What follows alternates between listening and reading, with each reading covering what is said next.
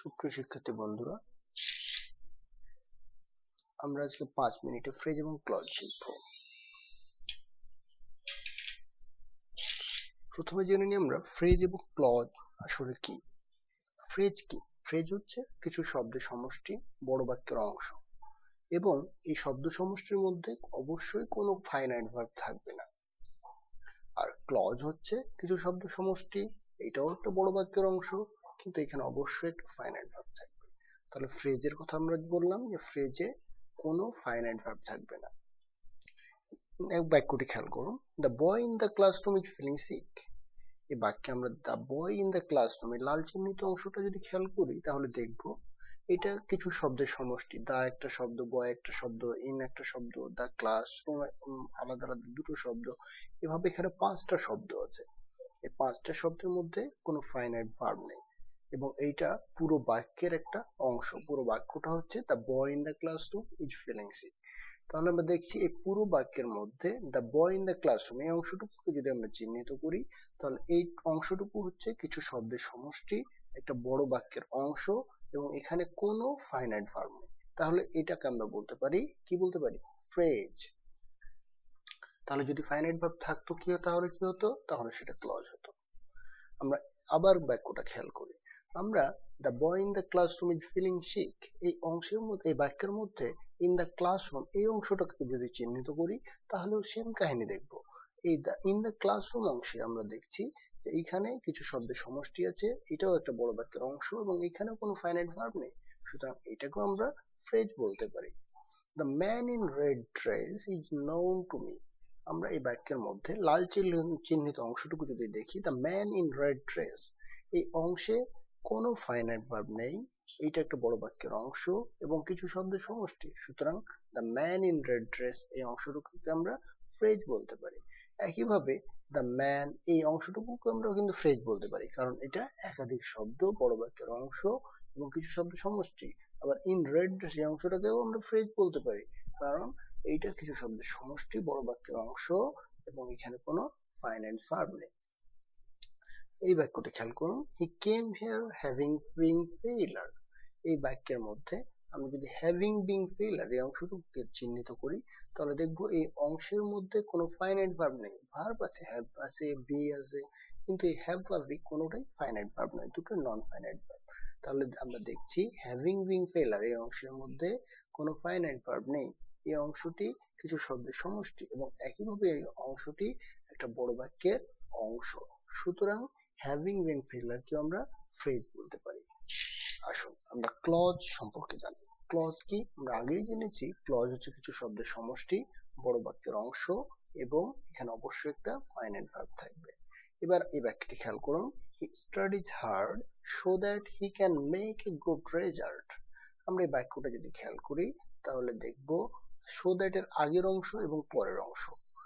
আগের অংশে আমরা দেখছি হি স্টাডিজ হার্ড, এই হি স্টাডিজ হার্ড এ কিছু শব্দ আছে, অর্থাৎ এই স্টাডিজ হার্ড অংশটুকু কিছু শব্দের সমষ্টি এবং এটা একটা বড় বাক্যের অংশ, এবং এখানে একটা ফাইনাইট ভার্ব আছে স্টাডিজ। ফাইনাইট ভার্ব সম্পর্কে আমরা জানি যে ভার্ব গুলো টেন্স অনুযায়ী পরিবর্তন হয়, সাবজেক্টের নাম্বার পার্সন অনুযায়ী পরিবর্তন হয় এবং সম্পূর্ণ কাজ বোঝায়, সেগুলো হচ্ছে ফাইনাইট ভার্ব। সে অনুযায়ী স্টাডি একটা ফাইনাইট ভার্ব, কারণ আমরা যদি চাই তাহলে বাক্যটা টেন্স চেঞ্জ করে স্টাডিড হয়ে যাবে, তার মানে অবশ্যই স্টাডি ভার্বটার টেন্স পরিবর্তন হয়, সুতরাং এটা ফাইনাইট ভার্ব। সুতরাং হি স্টাডিজ হার্ড এর মধ্যে একটা ফাইনাইট ভার্ব হচ্ছে স্টাডিজ, সুতরাং আমরা এইভাবে বলতে পারি যে হি স্টাডিজ হার্ড অংশটা কিছু শব্দের সমষ্টি, বড় বাক্যের অংশ এবং এখানে একটা ফাইনাইট ভার্ব আছে, সুতরাং এটা অবশ্যই একটা ক্লজ। একইভাবে হি can make a good result এই অংশটা কিছু শব্দের সমষ্টি, বড় বাক্যের অংশ এবং এখানেও একটা ফাইনাইট ভার্ব হচ্ছে মেক, সুতরাং এই he can make a good result অংশটিও আর একটি clause. Though he is poor he is honest এই বাক্যটা খেয়াল করুন, দো হি ইজ পোর এই অংশে, এই অংশটিও কিছু শব্দের সমষ্টি, বড় বাক্যের অংশ এবং এখানে একটা ফাইনাইট ভার্ব আছে ইজ, কারণ আমরা চাইলেই বাক্যটাকে প্রেজেন্ট থেকে যদি পাস্ট করি তাহলে ইজ হয়ে যাবে ওয়াজ, সুতরাং দো হি ইজ পোর এই অংশটা হচ্ছে একটি ক্লজ। একইভাবে হি ইজ অনেস্ট এই অংশটিও কিন্তু আরেকটি ক্লজ, কারণ এই অংশটিও কিছু শব্দের সমষ্টি, বড় বাক্যের অংশ এবং এর মধ্যে একটা ফাইনাইট ভার্ব আছে ইজ। আরেকটি বাক্য খেয়াল করুন, if you want I will help you. If you want এই অংশটুকু যদি আমরা খেয়াল করি তাহলে একটি কিছু শব্দের সমষ্টি বড় বাক্যের অংশ এবং এখানে একটা ফাইনাইট ভার্ব আছে ওয়ান্ট। একইভাবে আই উইল হেল্প ইউ এই অংশটুকু যদি আমরা খেয়াল করি তাহলে দেখব এটা কিছু শব্দের সমষ্টি বড় বাক্যের অংশ এবং এখানে একটা ফাইনাইট ভার্ব আছে হেল্প। সুতরাং ইফ ইউ ওয়ান্ট এটি একটি ক্লজ এবং আই উইল হেল্প ইউ এটি আরেকটি clause. I don't know what you want বাক্যটি খেয়াল করুন। আই ডোন্ট নো এই অংশে কিছু শব্দের সমষ্টি, এটি একটা বড় বাক্যের অংশ এবং এখানে একটা ফাইনাইট ভার্ব আছে নো, কারণ আমরা চাইলে বা এই ভার্বটা চেঞ্জ করতে পারি, আই ডোন্ট নো কে আই ডিড নো করতে পারি। একইভাবে হোয়াট ইউ ওয়ান্ট এই অংশটুকু যদি আমরা খেয়াল করি তাহলে এখানে একটা ফাইনাইট ভার্ব আছে ওয়ান্ট, এটাও কিছু শব্দের সমষ্টি এবং বড় বাক্যের অংশ। সুতরাং আই ডোন্ট নো এটা একটা ক্লজ, হোয়াট ইউ ওয়ান্ট এটা আরেকটি ক্লজ। এবার আমরা একটু তুলনামূলকভাবে বোঝার চেষ্টা করি। বাক্য দুটো খেয়াল করুন। প্রথম বাক্যে আছে by attending the meeting he learned some important things এবং দ্বিতীয় বাক্যে আছে as he attended the meeting he learned some important things. বাক্য দুটোর মধ্যে পার্থক্য কোথায়? প্রথম বাক্যে আমরা দেখি বা অ্যাটেন্ডিং দ্য মিটিং এই অংশটুকুর মধ্যে কোনো ফাইনাইট ভার্ব নেই, কিন্তু as he attended the meeting second বাক্যটা খেয়াল করুন। As he attended the meeting এই অংশে অ্যাটেন্ডেড একটা ফাইনাইট ভার্ব আছে। তাহলে বাক্য দুটোর মধ্যে আর কোনো পার্থক্য নেই, শুধু বাক্য দুটোর মধ্যে এই অংশেই পার্থক্য। প্রথম বাক্যে আছে বাই অ্যাটেন্ডিং আর দ্বিতীয় বাক্যে হচ্ছে অ্যাজ হি অ্যাটেন্ডেড। তাহলে প্রথম বাক্যে বাই অ্যাটেন্ডিং দ্য মিটিং এই অংশের মধ্যে আমরা কোনো ফাইনাইট ভার্ব দেখতে পাচ্ছি না, কিন্তু এটা কিছু শব্দ সমষ্টি এবং বড় বাক্যের অংশ। কিন্তু দ্বিতীয় বাক্যে as he attended the meeting এই অংশে একটা ফাইনাইট ভার্ব অ্যাটেন্ডেড আছে, কিছু শব্দ সমষ্টি এবং বড় বাক্যের অংশ। তাহলে শুধু ফাইনাইট ভার্ব থাকা এবং না থাকার উপর ভিত্তি করে আমরা বলতে পারি উপরের বাক্যে বাই অ্যাটেন্ডিং দ্য মিটিং হচ্ছে একটা ফ্রেজ এবং as he attended the meeting এটা হচ্ছে একটা ক্লজ। একইভাবে বাক্যটিও খেয়াল করুন। Going to school early he made his teachers. আর দ্বিতীয় বাক্যটা খেয়াল করুন। Since he I went to school early he met his teachers.